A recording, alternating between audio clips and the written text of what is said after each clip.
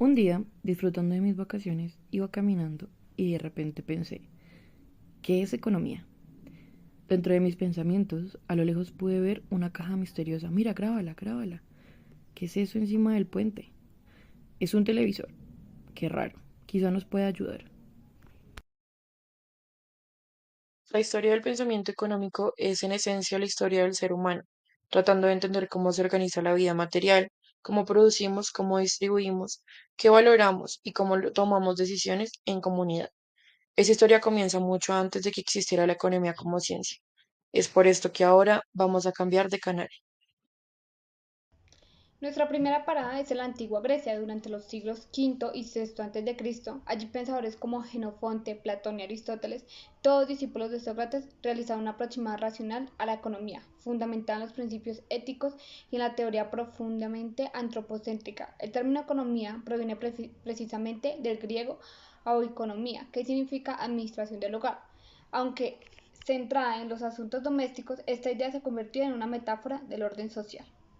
Para esos pensadores, especialmente Aristóteles, el valor no era simplemente una cuestión de dinero, sino que estaba relacionada con la justicia, la ética y la finalidad de las acciones humanas. Platón, por su parte, reflexionó sobre la organización ideal del Estado y el papel del trabajo dentro de la estructura. Genofonte exploró la administración de bienes y cómo organizar recursos dentro del hogar y del Estado. Ya. En esa misma época, en regiones de Asia Menor y del norte de África, se observaba un fuerte control del Estado sobre la producción agrícola y minera, así como un comercio activo entre pueblos vecinos y lejanos. Sin embargo, con la caída del Imperio Romano de Occidente, gran parte de ese pensamiento económico quedó interrumpido. Durante los siglos VI al XV, el pensamiento económico fue profundamente influenciado por la teología cristiana. Nació así la llamada escuela escolástica, cuyo propósito era combinar la economía feudal con las doctrinas de la Iglesia, basándose en diferentes fundamentos de la economía. Este pensamiento se centró en preguntas como ¿qué es un precio justo? ¿Es moral cobrar intereses por prestar dinero o no cobrarlos? ¿Y qué se debería regir entre las relaciones económicas y las personas? Los escolásticos utilizaban los textos bíblicos como fuentes de análisis económico y veían con malos ojos la usura, es decir, el cobro excesivo de intereses. Uno de los principales autores de esta escuela fue Alberto Magno, quien vivió entre 1193 y 1280. Él condenó el monopolio al considerarlo una manipulación ilícita de los precios y propuso que sus ganancias debían ser restituidas. Otro autor destacado fue Santo Tomás de Aquino, quien planteó que podía distinguirse entre usura e interés. Según él, el interés estaba justificado cuando el dinero se utilizaba para generar producción. También introdujo una idea que hoy asociamos con el concepto de costo de oportunidad. Cuando alguien hace un sacrificio al vender una mercancía, tiene derecho a cobrar un sobreprecio por ello. La economía, que hasta ese entonces se había considerado parte de la moral o la teología, empezó a cambiar de rumbo.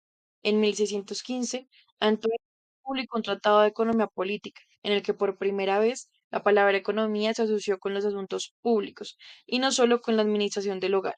Este fue un paso decisivo para su transformación en una disciplina independiente. Llegamos al mercantilismo y la economía preclásica en el siglo XVIII. Esto empieza a representar dos etapas en la evolución del pensamiento económico, defendiendo la intervención del Estado dentro de la misma. Se trata de una época en la que se consolidaban estados modernos, considerando que la riqueza de una nación dependía del oro y la plata que ellos poseían.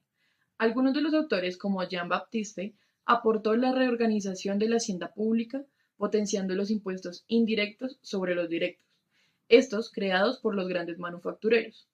Este mercantilismo, que surge junto con el naturalismo de los escolásticos, comparte con Hobbes y Locke la idea de que la libertad y la propiedad son derechos naturales, y el papel del Estado es asegurar la convivencia de los ciudadanos en libertad. Es entonces cuando nace una nueva corriente. Fue en este contexto que apareció la economía clásica, que se considera el verdadero inicio de la economía moderna. Esta etapa se extiende entre la publicación de La riqueza de las naciones de Adam Smith en 1776 y Principios de economía política de John Stuart Mill en 1848. Adam Smith es el autor más emblemático de esta corriente. Nació en 1723. Fue un profesor escocés de retórica, literatura y filosofía moral. En su obra más importante, La riqueza de las naciones, Smith recopiló y sistematizó los conocimientos económicos de su tiempo y planteó ideas revolucionarias, como la existencia de una mano invisible que guía el mercado, la importancia de la división del trabajo para aumentar la productividad y la concepción del capitalismo, el trabajo y el comercio como fuentes fundamentales del valor económico. Junto a él, otros pensadores como Tomás Malthus aportaron el desarrollo del pensamiento clásico. Malthus, por ejemplo, analizó la relación entre el crecimiento de la población y la escasez de recursos, argumentando que el aumento poblacional podía generar la pobreza si no se acompañaba de un crecimiento proporcional de la producción. A finales del siglo XIX nace una crítica al enfoque clásico, centrado en el trabajo como fuerza de valor. Es como nace así la economía marginalista y neoclásica. Esta se basa en el estudio del desarrollo de las preferencias del individuo y la subjetividad económica, alejándolo de lo político y llevándolo hacia lo matemático. Encontramos principios económicos sobre el consumo que son la utilidad marginal y la equimarginalidad. Uno de los principales autores fue William Jevons, quien nace en Liverpool e introduce el uso de las estadísticas y los modelos matemáticos en economía. Él escribe la teoría de la economía política. Para William, el valor de un bien no dependía del trabajo que implicaba producirlo, sino de la utilidad que podía proporcionar. Otros autores fueron Karl Menger, quien escribió Principios de Economía Política, y León Walras, quien desarrolló un sistema de equilibrio general para entender cómo interactúan los mercados. Sin embargo, este enfoque teórico y abstracto no logró prevenir ni explicar uno de los eventos económicos más dramáticos del siglo XX, la Gran Depresión de 1929. Frente a este colapso económico, el pensamiento económico volvió a transformarse. Surgió entonces el keynesianismo, desarrollado por John Keynes, un economista inglés que rompió con la idea de que los mercados se autorregulan. Según Keynes, en una economía monetaria moderna, las personas pueden decidir ahorrar más por miedo del futuro, lo cual reduce el consumo y genera una. Esta incertidumbre genera desempleo y a su vez una reducción aún mayor de la demanda. Keynes propuso que el Estado debía intervenir activamente en la economía, impulsando el gasto público para reactivar la demanda y reducir el desempleo. Su modelo inspiró las políticas económicas de muchos gobiernos después de la Segunda Guerra Mundial, marcando una nueva era en la relación entre el Estado y el mercado. Por otro lado, durante los siglos XIX y XX también se consolida el socialismo como una corriente política, filosófica, social y económica. El socialismo defendía que los medios de producción debían estar bajo control colectivo, como forma de evitar la explotación y alcanzar la igualdad.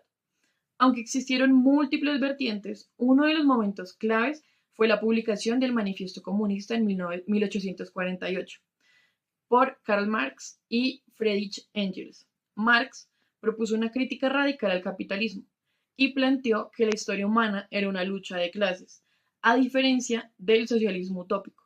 Marx creía que el cambio debía venir de una revolución social, impulsada por los trabajadores.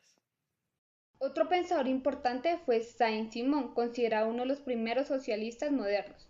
Él criticó duramente la propiedad privada y consideraba que Francia vivía bajo dos sistemas sociales, uno militar y religioso, propio del antiguo régimen, y otro basado en la industria y el trabajo que debía ser el futuro de la humanidad. La socialdemocracia, una derivación del socialismo, también tuvo un papel destacado en el desarrollo del estado de bienestar, promoviendo sistemas públicos de salud, educación y protección social, bajo la idea de combinar mercado con justicia social.